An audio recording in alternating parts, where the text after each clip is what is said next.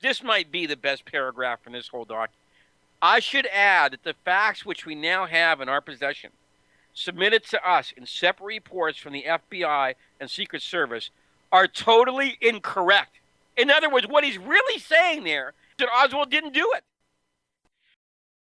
The Warren report today is an utter and complete disgrace. It's so shameful, it's beyond being insulted by anymore. It just exists in a black hole, a vacuum. The worst homicide investigation maybe ever. I want to read a document. April 27th, 1964. Norman Redlich, who was one of the very higher up guys in the administration of the Warren Commission, to J. Lee Rankin, who of course was the chief counsel. And I really want everybody to really tune into this because I think this document is one of the most important documents I've read from the Warren Commission archive, and really listen to what he's saying. This is late April of 1964. The first meeting of the Warren Commission was in the first week of December.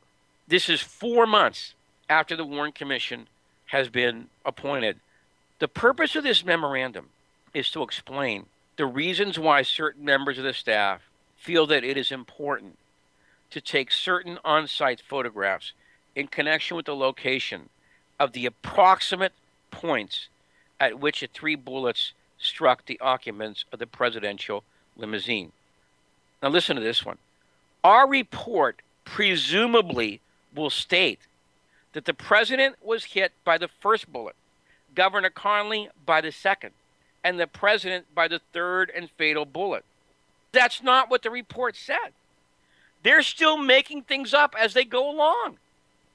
The report will also conclude that the bullets were fired by one person located in the 6th floor southeast corner window of the Texas School Book Depository building. As our investigation now stands, however, we have not shown that these events could possibly have occurred in the manner suggested above. So after 4.5 months, Redlich is telling Rankin, we don't have any evidence for what we're going to say. All we have is a reasonable hypothesis, appears to be supported by the medical testimony, but which has not been checked out against the physical facts at the scene of the assassination. That, to me, this is just incredible. Our examination of the Zapruder film shows that the fatal third shot struck the president at a point which we can locate with accuracy on the ground. We can do this because we know which frame, 313, in the film at which the third shot hit the president, and we know the location of the photographer. By lining up fixed objects in the movie frame where this shot occurs, we feel that we have determined the approximate location of this shot. We have the testimony of Governor and Mrs. Connally, with the governor being hit by a second bullet. He has Connally hit by a second bullet. This is that late into this investigation where he's agreeing with Connally that Connally was hit by a second bullet. We feel we have established, however, with the help of medical testimony, that the shot which hit the governor did not come after frame 240 on the Zapruder film. The governor feels it came at around 230, which is consistent with our observations of the film and with the doctor's testimony. Since the president was shot at 313, this would leave a time of around 4 seconds between the two shots, ample for even an inexperienced marksman. Prior to our last viewing of the film with Connally, we had assumed that the president was hit while he was concealed behind the sign, which occurs between frames 215 to 225. And remember, that's what they ended up going with, that he was hit behind the sign. Now back to the document. We have expert testimony to the effect that a skilled marksman would require a minimum of 2 seconds between shots with his rifle. Since the camera operates at 18 1/3 frames per second, there would have to be a minimum of 40 frames between shots. It is apparent, therefore, that if Connally was hit even at late as frame 240, the president would have to be hit no later than frame 190. Frame 190. And probably even earlier. The problem with that was that oak tree would have been blinding the vision of anybody trying to shoot Kennedy from that 6th floor. So, in other words, what these guys are doing is everything that we've always thought they were doing. They were not going from the evidence. They were trying to go ahead and tape together, paste together a scenario that would keep Oswald as the assassin, even though they knew the evidence did not fit that paradigm. And it's always great when you have it in their own words. So let me continue. We have not yet examined the assassination scene to determine whether the assassin, in fact, could have shot the president prior to frame 190. See, that's why he's saying that, because he doesn't know about the oak tree. That's why he's being so brutally candid. He doesn't understand the oak tree problem yet. That's why he's writing this in there.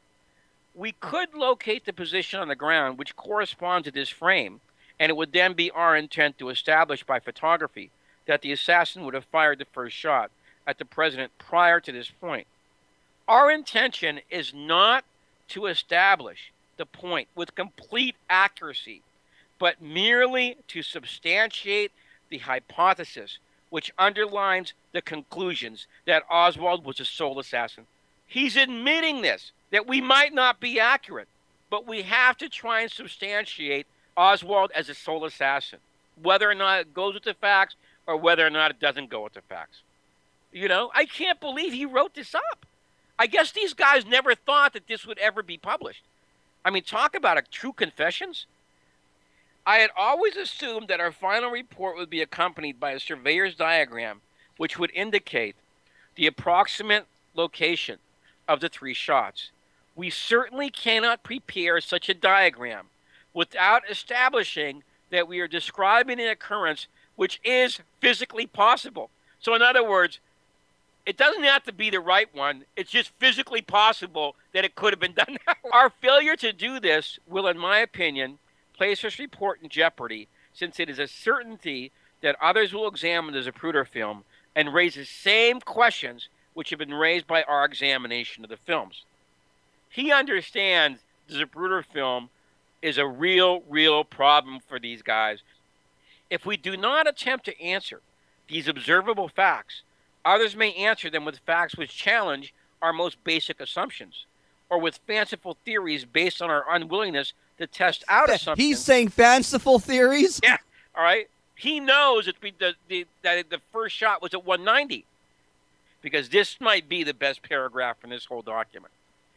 I should add that the facts which we now have in our possession, submitted to us in separate reports from the FBI and Secret Service, are totally incorrect, and if left uncorrected, will present a completely misleading picture.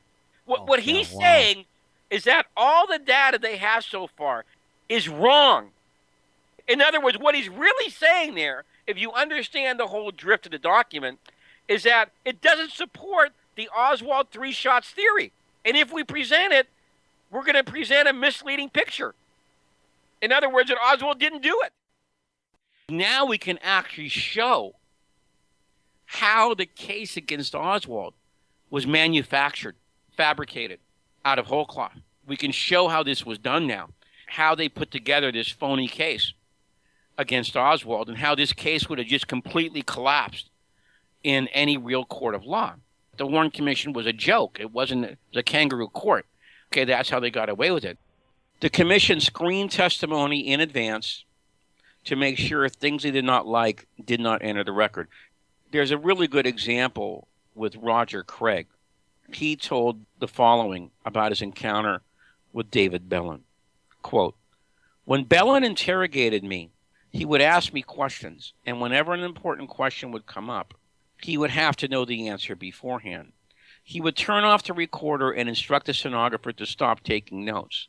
Then he would ask for the question, and if the answer satisfied him, he would turn the recorder back on, instruct the stenographer to start writing again, and would ask me the same question and I'd answer it. However, while the recorder was off, if the answer did not satisfy him, he would turn the recorder back on and instruct the stenographer to start writing again, and then he would ask me a completely different question. Craig added that none of the interruptions were noted in the transcript entered into the Warren Commission volumes. That's how bad these guys were. They were actually censoring and screening testimony in advance, so it would never even get into the record. Oswald's SR-71 money order. The SR-71 was the fastest plane that ever flew. It achieved speeds up to and over Mach 3. Unfortunately for the Warren Report, the post office never used this plane to carry mail from one city to another. The Warren Report tells us that Oswald mailed his money order for a rifle on March 12, 1963. It then tells us that the money order arrived at the Klein Sporting Goods in Chicago and was deposited at its bank the next day. Chicago was about 700 miles from Dallas. Recall, 1963 was way before the advent of computer technology for the post office. It was even before the initiation of zip codes. But we are to believe the following. The United States Postal Service picked up a money order from a mailbox. They then transported it to the nearest post office. There it was sorted and shipped out to the airport. It flew to Chicago, was picked up at the airport there and driven to the main post office. There it was sorted, placed on a truck, and driven to the regional post office. It was then given to a route carrier, and he delivered it to Klein's. After its arrival at Klein's, it was then sorted out according to 4 different categories of origin. Klein's then delivered it to their financial repository, the First National Bank of Chicago. There it was deposited in Klein's account. The Warren Report says that all of this happened in less than a 24-hour period, to which we reply with one word. Really?